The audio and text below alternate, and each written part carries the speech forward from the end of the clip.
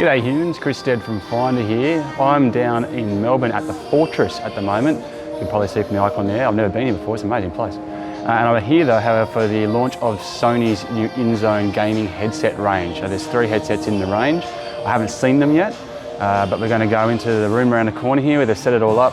Got a bit of a press briefing to go through and then hopefully some hands-on time with the headset so I can let you know my thoughts about Sony's new entry into the gaming headset range after the 3D headsets that came out with the PlayStation 5 originally.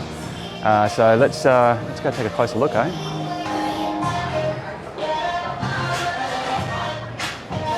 Just quietly, the Fortress is awesome.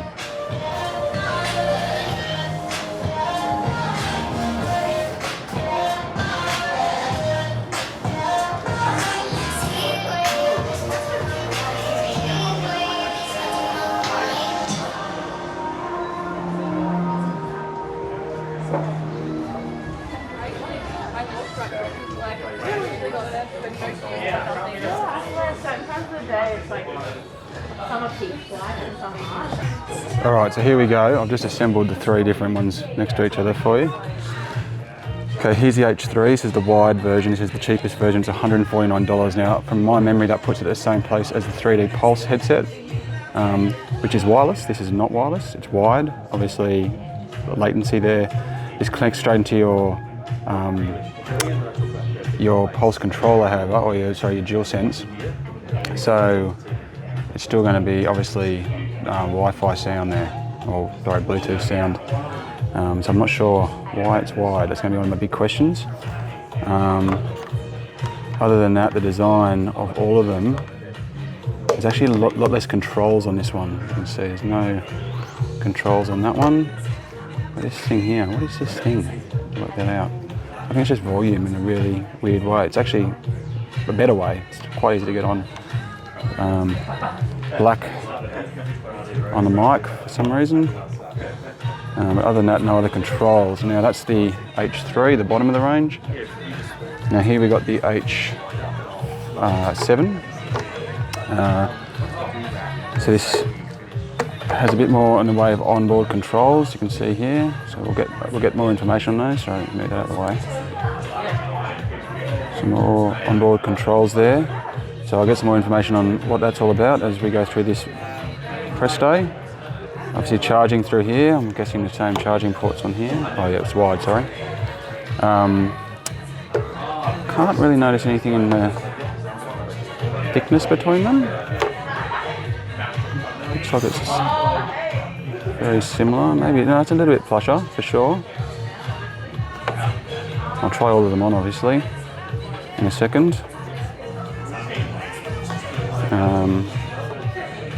Okay, and then you got the H9 top of the range. So I think, I probably shouldn't say the prices because I'm doing it from memory off reading a press release, but I'm pretty sure it's 150, 300-ish, 450-ish, something like that. This has got the active noise cancellation, and the way you can tell the difference, because they're all very, very similar in design, but you got this little here for the noise cancelling, both sides, and also we've got some lights. So these were coming on before. So these actually light up around here when they're in use. So that's the key difference, I guess, from this looking perspective. And obviously the big thing here is going to be the sound. Let's have a look on the H9. Got an extra button there, it's probably a noise cancelling. And similar controls over here on the left can. Flush-wise, I can't notice any obvious difference. Feels very similar. Definitely a little less on the bottom range one there on the H3. H3, H7, H9. Why is there no H5? There's another question. I'll find out.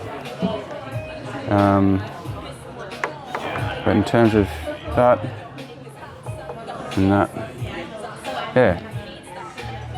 All right, that's the initial impressions of the 3 of them. Let's learn more.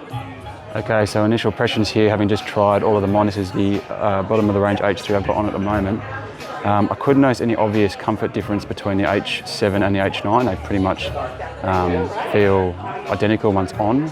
They're all extremely light, very, very light. The H3, however, definitely noticed a step down in comfort. Still fine, but a little bit looser. Like you can probably see it shaking on me there. It's a little bit looser, not quite as claspy, not quite as cushioned, not uncomfortable, but just compared to the other two, definitely noticed the step down. The other two were on par with each other when you put them on and off. One weird thing here, you can see the wire. It's not the thickest I've come across. Definitely not, doesn't shout quality like you would expect, and I hope that's strong enough if the kids are using it. When it's plugged into the controller, that wouldn't want to bend. So yeah, Okay, so I've been running through the entire range here. Played a bunch of games on the PlayStation and also on the PC, and had also a chat to the bloke you heard in the conference, Husey, about what they're planning with these things. So obviously this is the first impressions. I haven't had a decent review unit experience yet, so please don't take this as anything more than first impressions. Sony did stress with this is pre-release versions of the headset, so things may change also with the firmware updates. But my initial feelings are, it's light and it's comfortable. The sound quality when you jump from the H3 up to the H7 is really significant. So with the H3, which is wide, very quiet experience. But when you jump up to the H7 is a really significant, obvious step up there. And it's reflected in the price, right? And then when you go up to the H9 from the H7, there isn't any sort of difference in the sound experience that I could identify straight up. However, you don't have that active noise cancellation thing. So I think if you, apparently I've been told that the H9 is the preferred option from pre-orders for people looking for a real premium headset.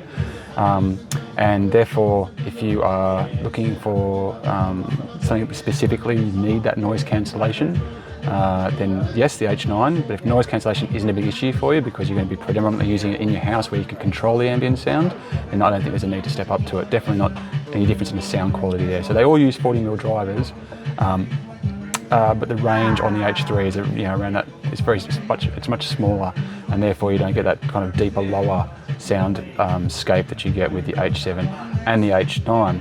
Now, one of the things that I guess I don't like about the design is it's quite loose. I don't know if you can see that shaking, but if I do it in my head like that, it's really moving on my ears. It doesn't really clasp on like this. So that's something, be interesting to see if that's in the final products, whether that's still the same thing. And also when you've got so this is the H9 that I'm wearing now, when you've got the noise cancellation button here, when you press it, which I've just done then, and it's quite significant the difference between this and the sound. Actually, it's so loud out here I didn't realise. I hope you guys can hear me. Is that there's no on-screen identifier when you're playing. So when you change the chat and the game volume sound up and down, there's a very significant. It shows it on the screen. It shows that you're going up and down in the volume. But when you do it on the actual noise cancellation, there's no on-screen marker. So you don't actually know if it's operating unless there's significant ambient sound for you to tell. That shows you how marginal the use of it is, I guess, when you're playing at a game where the game's just pumping anyway. You really have to be in quite a noisy environment, I think, to get the bonus out of the noise cancellation. What else did I learn? Obviously, this is more about the PC, so I'm quite interested by how this fits into the landscape, given that we have the Pulse 3D headset already in the market. They feel it's a different family. They feel that this is more about the Mark IV and Mark V side of the family. They said it's not exactly a like for like. They're not taking all the hardware out of the Mark V and putting it into this headset, but it's much more like that, and you could kind of say it's a Mark V for gaming. But that's not 100% accurate because the Mark V does have more in it.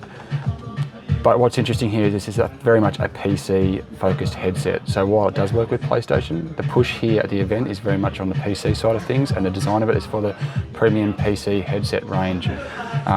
So that's, I guess, something to think about. And I don't know if that's actually legitimate or whether they're just trying to make sure they don't step on the toes of the Pulse team too much, because obviously they've got to argue the case for having these things in the market and the Pulse in the market and not cannibalising each other. So there'd be some internal politics there for sure, but I think the H7 is probably going to be the the best kind of bang for buck option here from what I've experienced so far. Obviously I'm going to do a lot more analysis on that as I go in, and I should expect to see the app experience on the PC and possibly the firmware experience on the PlayStation updated prior to many consumers here in Australia actually getting this headset for themselves. But look, playing the games, like I said, I played through Horizon, Call of Duty, Borderlands, some Dirt, some Gran Turismo. Sounds fantastic. Yeah, it really did sound good. And a lot of that's to do with Tempest, obviously. Yeah, the range, the clarity, the spatial, you know, just looking around in the game and just having that all change. Works great on the Pulse 3D too. So, yeah, it'd be interesting to put those side by side when I get one of these bad boys back home.